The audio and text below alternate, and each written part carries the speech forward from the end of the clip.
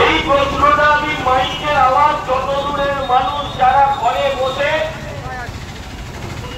বারান্দায় বসে, বাড়ির রান্নার কাজ করতে করতে যারা আমাদের কথা শুনছেন, আমি তাদেরকেও বলছি,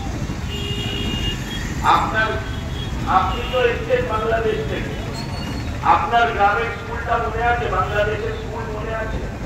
মনে আছে।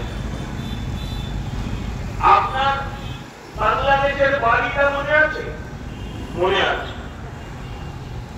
অনেকে আমরা যারা মোহনবাগান সমর্থক, আমরা মজা করে বলি বাড়িতে বিরাট দিদি ছিল। আপনারও ছিল? ছিল, মনে আছে? আছে তো? তাল গাছগুলো মনে আছে? মন্দিরটা মনে আছে? বাহ, পাড়াটা মনে আছে? আমি শুধু দিদি আপনাকে প্রশ্ন করি, আপনি এই প্রশ্নটার উত্তর দিয়ে যান। কেন এসেছিলেন সেটা কি আপনাদের মনে আছে?